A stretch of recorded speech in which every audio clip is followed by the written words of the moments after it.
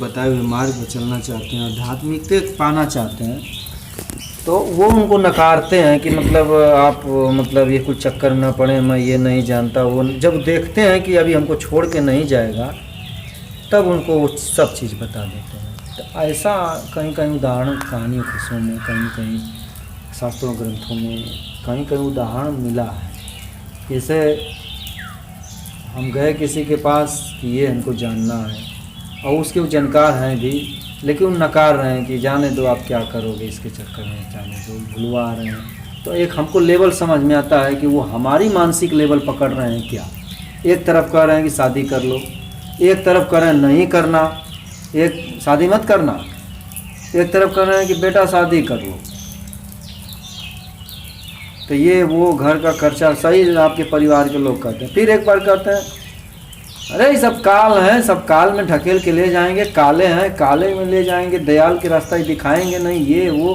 तो हमको लगता है रंग राइट दोनों बात कर रहे हैं और दोनों तरफ गुरु दे रहा है हमको रास्ता। तो हमको लगता है कि हमारी कसौटी है क्या, हमारी मनोवृत्ति एटीट्यूड देख रहे हैं क्या कि हम किधर झुक रहे हैं या किधर हमारा झुकाव हो रहा है। तो वो देख रहे हैं क्या ऐसा। तो अरे मजबूती देख लेंगे कि नहीं इधर ही मान रहा है। जैसे हमसे लोग शादी पर चर्चा करते हैं, उदाहरण हम दे रहे हैं अपना नीच का। तो लोग कहते हैं कि शादी कर ला नहीं तो मुक्ति ना बिना औरत के शादी का। बहुत लोग कहें, बहुत तरह की बात आती है, बहुत तरह का ज्ञान अच्छा लगता है। हमने कहा कि हमको शादी करना होता तो हमको पीएचडी से क्या मतलब है, अब पढ़ाई से क्या मतलब है, ध्यान और विपස්සना से क्या मतलब है। शादी करता, शादी का जब हनक रहता मन में तो कुछ भी करते हुए मैं शादी करता, ना कुछ भी करते हुए शादी करता। लेकिन शादी करने का ध्येय हमारा शुरू से नहीं रहा है, इसलिए नहीं किया, नहीं करता हूँ। लेकिन परिस्थितियाँ हो सकती है कि पैसा मिल जाए, पद मिल जाए, प्रतिष्ठा मिल जाए, सब कुछ मिल जाए और मानसिक लेवल बाद में बदल जाए, वो मैं नहीं कर सकता। लेकिन इस समय तो नहीं बन रहा है। अब क्यों नहीं बन रहा है, तो एक लोग हैं कहते हैं अरे भाग रहा है, पैसा खर्चा कौन चलाएगा। हम कहे बात तो सही कह रहा हूँ, खर्चा आप चलाएंगे, चलाएंगे तो बताइए। हम चला नहीं पाएंगे, हम कमा नहीं रहे हैं, तो हम इसलिए भाग नहीं रहे। मैं शुरू से ही आध्यात्मिक हूँ, इसलिए नहीं करना चाह रहा हूँ। क्योंकि संत से जुड़ा, वो हमको पावर प्रेशर कुछ मिला है, कुछ संत से टच हुआ, कुछ उनकी हवा भाव हमको मिला है, तो हमारे मन में होता है कि जंजाल में नहीं रहना है। लेकिन जब ओशो को सुनता हूँ तो हम भी उखड़ गया। एक दिन कहे कि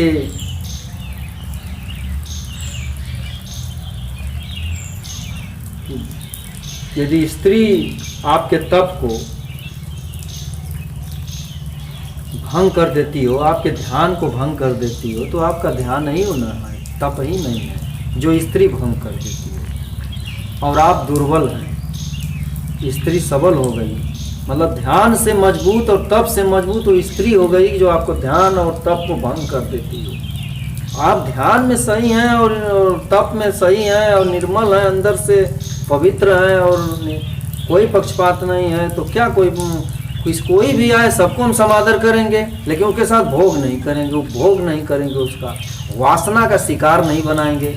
लेकिन स्त्री आने मात्र से, छूने मात्र से, बोलने बतियाने मात्र से यदि हमारा ध्यान भंग होता हो, तप भंग होता हो, तो ध्यान 2 कौड़ी का है, तप 2 कौड़ी का है। यानी उस स्टेज पर मुहैया नहीं है, पहुँचे ही नहीं है जो स्त्री भंग कर देती हो। तो उसको बोल रहे हैं कि भिक्षु को स्त्रियां लोग अलग अलग किए और स्त्री को संरक्षण देना है, और तमाम स्त्री को शिक्षा बुद्ध भी नहीं दिए या नहीं देने के पक्ष में थे, बाद में दिए। तो तमाम इस चीज़ पर वो अपना बोले कि स्त्री के होने से आपका ध्यान भंग होता हो, तो फिर कसौटी है कि वो स्त्री रहे और आपका ध्यान न भंग हो।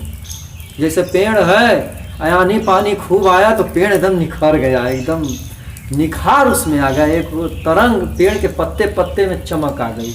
और स्त्री के रहते भी आप यदि साधते हैं तो ठीक है, नहीं है स्त्री भंग कर दे रही है तो फिर ध्यान 2 तो कौड़ी का है ना। फिर उसी चीज़ को बार बार रिप्लाई मतलब किए, उस चीज़ को हम पकड़े।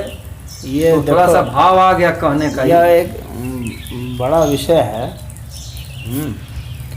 तुमने इसमें कई तरह की बातें रखी हैं, 1-2 बात नहीं रखी, कई तरह की बातें तुमने रखी हैं। पहली बात है कि जो तुमने शुरू में कहा कि क्या साधु सब हमारा टेस्ट कर रहे हैं, तो एक अर्थ में हाँ भी टेस्ट भी कर रहे हैं कि इसका संकल्प किधर है या इसका मन वास्तव में किस तरफ स्विच कर रहा है। क्योंकि भाई जब तुम शादी देखने के लिए कहीं लड़की के यहाँ जा रहे हो तो जाहिर सी बात है तुम्हारे मन में कुछ है, तभी जा रहे हो शादी लड़की देखने के लिए। उसी तरह से लड़की की तस्वीर देखना, लड़की की चर्चा करना, लड़की का जब भी उस विषय पर कुछ करता है कोई, इसका मतलब है कि उसकी उसमें रुचि है, अन्यथा उसकी चर्चा भी नहीं करता, ना सुनता, ना कहीं बतियाता, ना कोई उसको मतलब नहीं रहता। एक बात। और दूसरी बात कि जैसे कि आर्थिक स्थिति की बात की, भाई मेरे पास पैसे नहीं है इस वजह से नहीं करा, इसका मतलब अगर पैसे हो जाए तो मैं कर लूँगा, इसका मतलब रुचि तो है लेकिन आर्थिक व्यवस्था की वजह से उसको मैं नहीं कर रहा हूँ। अगर मेरे पास धन हो जाए तो मैं फिर शादी कर लूँगा, अगर धन हो जाए तो मैं इस पर विचार कर सकता हूँ। तो इसका मतलब है कि उस मन का एक हिस्सा वो चाह रहा है उस चीज़ को। अब इसके बाद इसकी बात है कि ध्यान भंग हो जाता है, जो तुमने बात है तो वो है, तो वह उसके लिए है जो कि सोचता है कि मैंने सिद्धि हासिल कर ली है, उसके लिए वह एक टेस्ट के रूप में है, वो बात दूसरी है।